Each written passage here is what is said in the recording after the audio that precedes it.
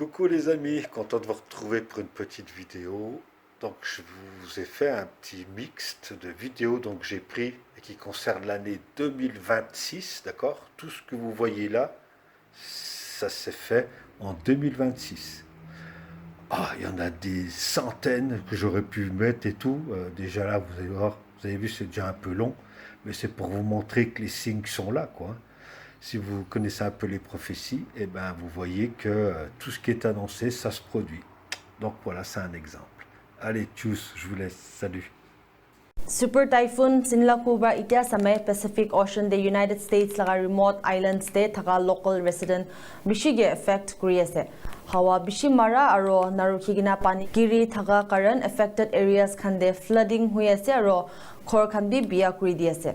Super Typhoon Sinlaku Western Pacific Ocean de rapidly intensify huigena jade idusal laga sabse strongest tropical cyclone huigena se. Report hisab Sinlaku April muina de form hoa laga se aro extremely warm ocean water aro low wind shear logode favorable atmospheric conditions nimide intensify huigena jade. Category 5 equivalent super typhoon huishe aro wind speed to 280 km per hour tak pungchishe. Tropical force winds are torrential rainfall current US territory Guam de flash flood ahishe kote US military installations are 1,70,000 residents ke affect kurishe. American Red Cross are tailaga partners pra across Guam are Northern Marians de 1,000 upper residents can get shelter DSA. Report hisab Typhoon ahade bishi jaga flood hoishe tiglan hoigina ghas khan bi uproot kurigina power lines bishi biya kuri dishe.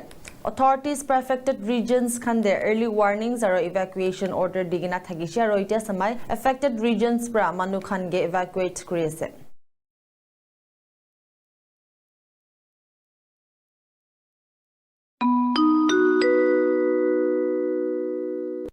Un tremblement de terre de magnitude 3,6 a frappé près du Sel. Corrèze, Nouvelle-Aquitaine, France aujourd'hui le 24 mars 2026 à 6h05 locale.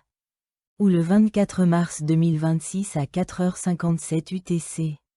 Comme indiqué par la découverte du volcan sur son site internet. Le tremblement de terre a été localisé à une très faible profondeur de 5 km sous la surface. Aux coordonnées de latitude 45,3055 et de longitude 2,0927. L'ampleur exacte, l'épicentre et la profondeur du séisme pourraient être révisés dans les prochaines heures ou minutes. À mesure que les sismologues examinent les données et affinent leurs calculs. Ou que d'autres agences publient leurs rapports. Les villes proches de l'épicentre comprennent Tulle, Corrèze, Nouvelle-Aquitaine, située à 26 km, soit à environ 16,1 miles de l'épicentre.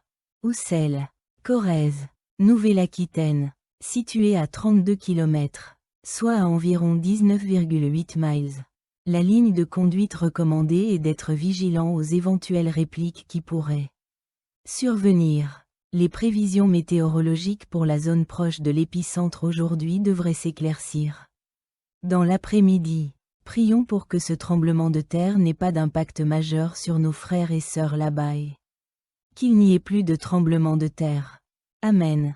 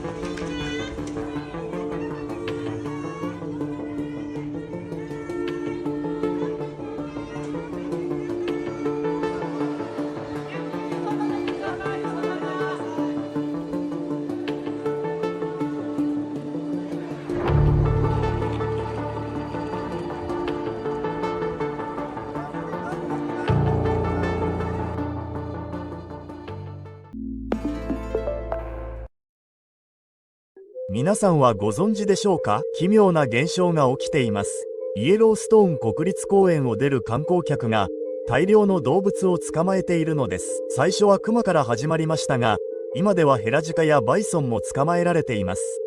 皆さんも目にしているでしょう？でも、なぜこんなことが起きているのか、誰も語っていません。どうやら今月、イエローストーンで地震があったそうです。2025年7月11日にマグニチュード 2.7 の地震に見舞われたそうです。大したことではありませんが、これを見てください。さらに、アイダホ州スタンレーでは異常な地震が発生し、イエローストーンの平和を乱しています。つまり、この地震が動物たちに何らかの影響を与えているということです。動物たちは地面の振動を感知できるのでしょう。これらの動物たちは自然界で最も地に足のついた存在だということを理解しなければなりません。なぜなら彼らはナイキもリーボックもアディダスもイエイもそんな類のものを履いていないからです。そして自然は周波数や振動、空気や水などの急激な変化といった形で私たちにメッセージを伝えています。そして彼らはこうした振動を感知し、よし、ここから逃げる時間だと告げるのです。イエローストーンは超巨大火山ですからね。最近、噴火が相次いでいますが彼らは何かが来ることを予期していないのではないでしょうか。文字通り私たちに警告しているのです。ですから、問題は、動物たちは私たちに警告しようとしているのか、ということです。なぜなら、警告は1種類だけではないからです。バイソン、クマ、ヘラジカ、これは本能です。超本能です。何が起こっているのかを知らせているのです。だから、イエローストーンを見てほしい。みんなも見てるだろうけど、この動画についてどう思うか、みんなに聞かせて。変化はここにある。この変化をこれからも続けていこう。La puissance de l'éruption est si forte qu'elle provoque des éclairs. Une gigantesque colonne de fumée, haute d'1 kilomètre dans le ciel. Depuis mardi, ce volcan, situé sur une petite île au nord de l'Indonésie, s'est réveillé.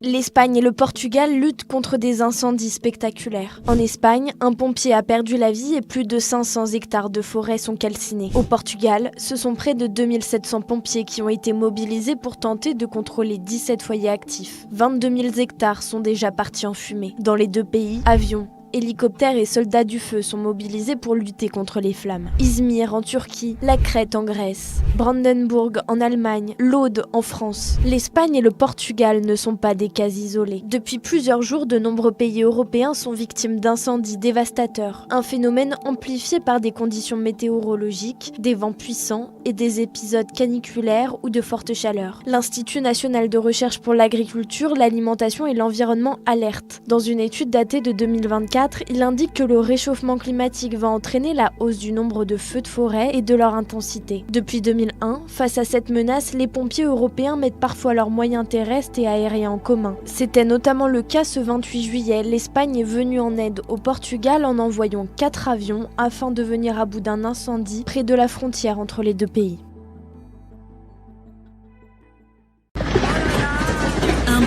assourdissant. Le déluge de grêle est filmé par des habitants d'Aubenas en Ardèche, surpris par l'intensité de l'orage. Eux ont tout juste eu le temps de se garer sur le bas-côté.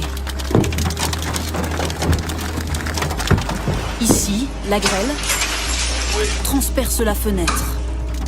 Sur les réseaux sociaux, des dizaines de photos de grêlons de plusieurs centimètres. L'orage n'a duré que quelques minutes, mais les dégâts sont importants. Des pare-brises, des vitres sont brisées. Rafales de vent, foudre, grêlons, d'autres orages ont aussi traversé la Charente-Maritime. Phénomène similaire en Bretagne ou encore en Dordogne, où les fortes rafales ont arraché plusieurs lignes électriques. Ce soir en Dordogne, 500 foyers sont toujours privés d'électricité. La situation des cours d'eau reste toujours critique. En Loire-Atlantique, 7 bassins versants ont été placés au niveau crise, notamment du côté de la Vilaine, du Boivre et du Haute-Perche, de Brière-Brivet ou encore de la Sèvre nantaise. En conséquence, la préfecture a renforcé les restrictions d'usage de l'eau. Dans certains secteurs, les industriels doivent baisser leur consommation de 25%. Quant aux particuliers et aux collectivités, ils ont interdiction d'arroser les pelouses et les espaces verts. L'arrosage des jardins et potagers est malgré tout permis à partir de 20h et ce jusqu'à 8h du matin. Sont interdits également le remplissage des piscines privées, le lavage des véhicules ou encore le nettoyage des façades. L'irrigation des cultures agricoles est également soumise à des restrictions. Pour avoir plus d'informations en fonction de votre secteur d'habitation, n'hésitez pas à consulter le site vigio.gouv.fr.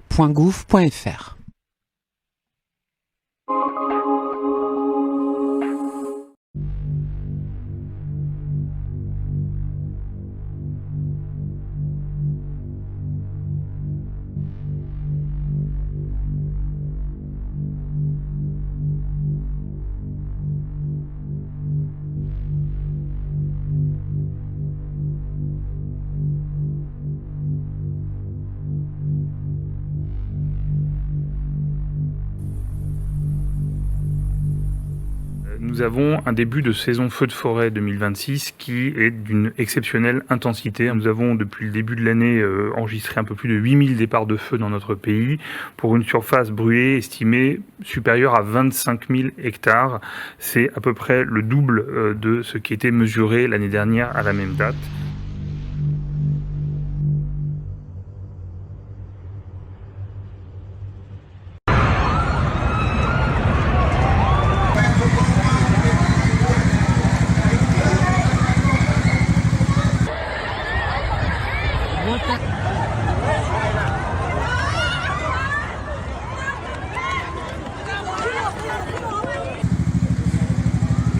Ici, on est au sud de Somos.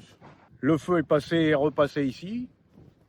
Le calvaire, qui est appelé ici localement le Christ, c'est une croix de mission à la base. Et c'est l'endroit où on fait la procession du Vendredi Saint. Les broussailles ont été brûlées, l'herbe qui était tondue a été brûlée, on le voit aussi. Et ce petit arbuste a été brûlé. Et on voit ici les traces sur l'arrière de la croix. Ça a été légèrement brûlé aussi. Moi, je suis dans la défense des forêts contre l'incendie. Donc, je suis conseiller technique. Et puis, en plus, chez moi, comme j'ai une grande réserve d'eau, tout le monde vient se servir. Les volontaires bénévoles, la défense des forêts contre l'incendie, les pompiers, tout le monde, toutes les citernes qui passent, les agriculteurs, toutes les citernes qui passent, elles chargent de l'eau chez moi. Ce qui me fait tenir, c'est la foi. Et c'est la foi en mon métier, mais c'est aussi la foi en Christ. C'est une croix de mission, parce que ici, dans le Médoc, le sud Médoc, c'était un territoire très difficile pour la religion. C'est encore un territoire très difficile pour la religion, mais il y a eu des missions qui ont été faites et donc ça c'est une des... d'électricité.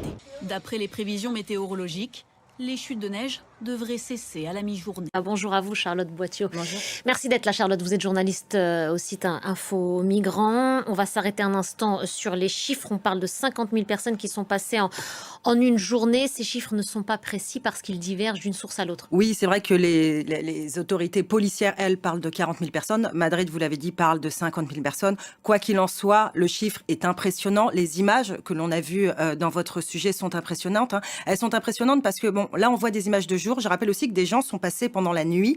Donc vraiment, c'était un flux incessant.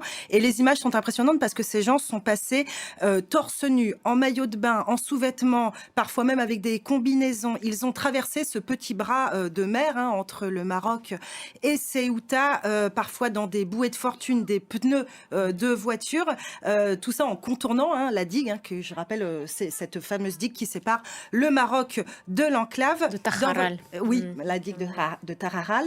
On parle beaucoup d'hommes qui ont traversé, mais je rappelle aussi qu'il y a des femmes et des enfants. La presse espagnole parle de familles marocaines qui sont passées de femmes enceintes, de nouveau-nés et même de personnes âgées. Il y a des gens qui viennent de villes marocaines très proches, mais il y a aussi un jeune homme qui a réussi à rentrer dans l'enclave et qui a dit qu'il était venu à pied depuis Tanger. Tanger, c'est quand même à 70 km de Ceuta, parce qu'il avait entendu que la frontière à Ceuta avait été ouverte. Je voudrais préciser une dernière chose, c'est que la majorité des personnes qui ont traversé hier sont marocaines. Et c'est assez étonnant, parce qu'on sait qu'il y a aussi une importante communauté d'Africains subsahariens au Maroc qui attendent de passer vers Ceuta, mais on les voit assez peu sur les images d'hier.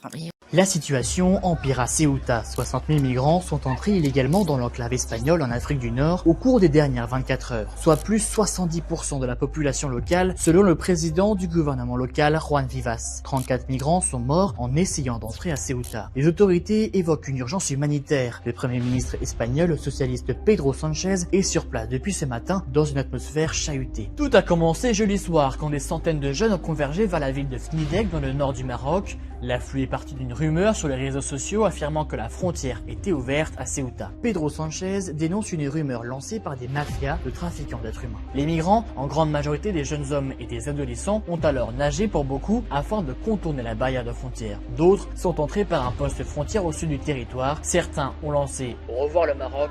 Bonjour l'Espagne, à leur arrivée. En Espagne, notamment à droite, beaucoup remettent en cause une décision de la Cour suprême espagnole qui date du 8 juillet, interdisant le refoulement immédiat des migrants arrivant par la voie de mer à Melilla et Ceuta. Alors que la Cour elle-même proposait d'ajouter un dispositif de retenue en mer, certains reprochent au gouvernement du Premier ministre socialiste Pedro Sanchez de ne pas avoir modifié la loi alors qu'il avait 2 ans pour le faire. Face à l'urgence et des centres de migrants débordés, le président de la ville autonome de Ceuta, Juan Vivas, a appelé Pedro Sanchez à déclencher l'état d'urgence, ce que ce dernier refuse. Le gouvernement a tout de même fait appel à l'armée pour gérer la crise. Reste, de son côté, la première ministre italienne Giorgia Meloni a dit vouloir suspendre l'Espagne de l'espace Schengen, des propos aussitôt dénoncés par Madrid qui a convoqué l'ambassadeur italien en signe de protestation. En 2021, Ceuta avait déjà été touché par un afflux de migrants. Le Maroc avait alors relâché ses contrôles. La crise avait alors pris fin lorsque Madrid avait pris position en faveur du plan marocain sur le Sahara occidental. Sur la crise actuelle, l'Espagne affirme que les deux pays sont en lien pour mettre en œuvre des mesures pour le transfert vers le Maroc. En France, Emmanuel Macron a demandé au ministre de l'Intérieur de renforcer les contrôles à la frontière avec l'Espagne.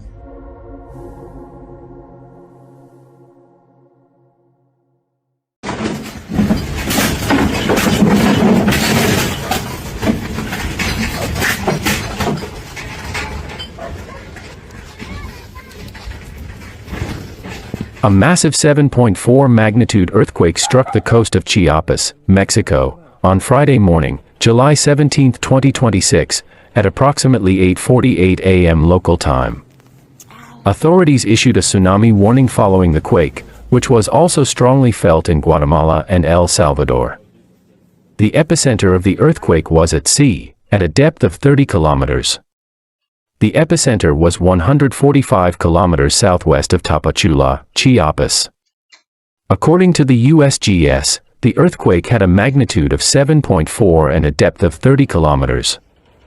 This earthquake triggered a tsunami warning in 3 countries, Mexico, Guatemala, and El Salvador. Many residents in Chiapas and Guatemala felt the earthquake strongly, sending panic-stricken people running and sharing images on social media. Even people in El Salvador felt the earthquake.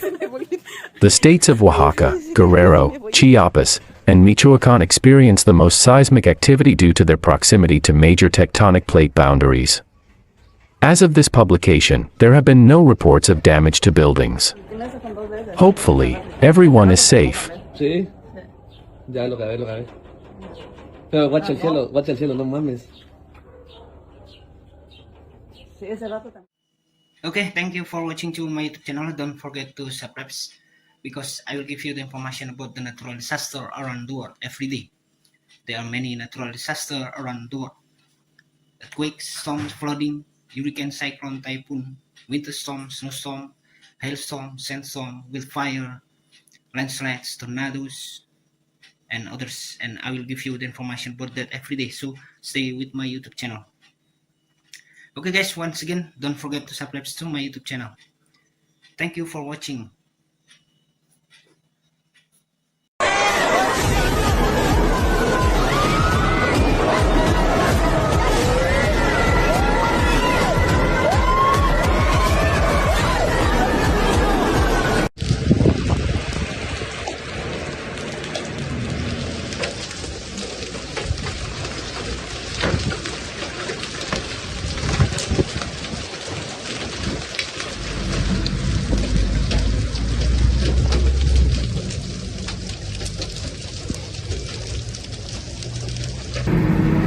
Voilà, on est dedans, bien. Là, ça nous chauffe la gueule. Là, on s'arrête pas là. Putain, on repasse plus après. Hein. Allez, on y est presque. Je t'avoue que c'est pas très rassurant. Ouais, je sais. Oh la vache. C'est pas le moment d'avoir un souci. Allez, c'est bon, on est passé. Ouf, oh, putain. Oh, Dio.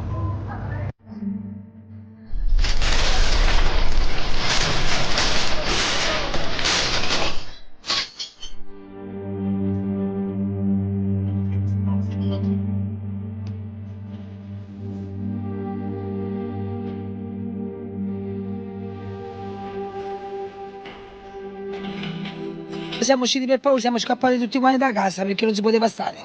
È stata lunga, pesante e non sappiamo più cosa dobbiamo fare. Siamo qua buttati in mezzo alla strada.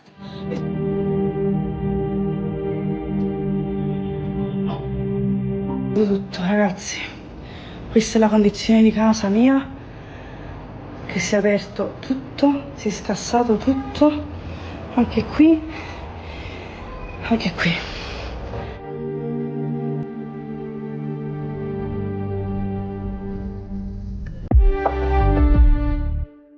Alerte météo, une nouvelle tempête baptisée Pedro va toucher la France ce mercredi 18 février avec un risque de nouvelles inondations et des vents à plus de 150 km/h. Dès ce mercredi 18 février, vents puissants, pluie soutenue et neige en montagne vont balayer une large partie du territoire. La façade atlantique, le sud-ouest et jusqu'aux régions méditerranéennes seront les premiers touchés avec des rafales pouvant dépasser localement les 150 km/h sur les zones exposées. Sur le littoral, de fortes vagues sont attendues, renforcées par de gros coefficients de marée. Jeudi, place aux précipitations marquées. Le sud-ouest, le massif central, les Alpes, ainsi que les bassins de la Loire et de la Seine recevront des cumuls importants. Des cours d'eau déjà très hauts pourraient encore monter avec un risque accru de débordement. En altitude, la neige continue de tomber, surtout dans les Alpes, avec un danger élevé d'avalanche. Les autorités appellent à la prudence. Mais oncle Gadget, c'est la sécheresse. Il ne reste même plus une goutte d'eau à boire.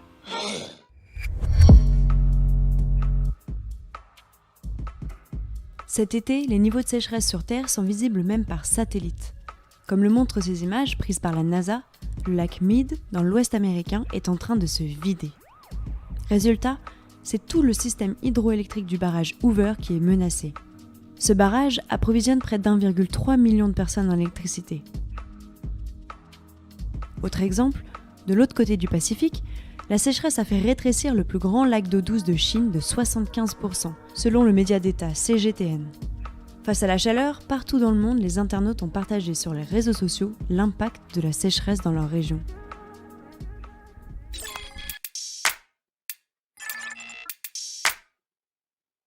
La Corse et 5 départements du sud-est toujours en vigilance orange canicule, à laquelle vient s'ajouter la sécheresse et les premières victimes sont évidemment nos agriculteurs. Mathieu Prior en a rencontré l'un d'eux pour Europe 1 dans le sud-ouest. À Bon Repos Riquet en Haute-Garonne, Mathieu Maronès possède une exploitation céréalière de 240 hectares, dont seulement 15 sont irrigués. Le reste a besoin d'eau naturelle pour être arrosé, mais depuis 2 mois, à peine 10 mm de pluie sont tombés. Conséquence, l'exploitation de ce jeune agriculteur subit de gros dégâts. Sur les céréales d'hiver, donc blé, orge, il y a une perte de rendement de 20 à 30% suivant les secteurs. Sur les cultures d'été, sur les tournesols, déjà on peut l'estimer pareil aux alentours de 20-30%. En revanche, sur les maïs, là c'est beaucoup plus catastrophique. On estime à une perte de 60 à 70% du potentiel rendement. Dans les jours à venir en Haute-Garonne, selon les cours d'eau utilisés pour réapprovisionner les réserves, l'arrosage sera interdit de 1 à 2 jours par semaine. Ça va avoir un impact sur les rendements puisque à partir du moment où vous commencez à diminuer l'irrigation, vous allez perdre un petit peu. Là, il y a quelque chose à dire aussi, c'est que cet hiver, on a connu des inondations sur toute la Haute-Garonne. Aujourd'hui, si on avait stocké cette eau qui était passée, on n'aurait pas ces restrictions d'irrigation. Et la situation ne risque pas de s'améliorer. La météo prévoit encore de fortes chaleurs et très peu de pluie en Haute-Garonne au cours des 15 prochains jours.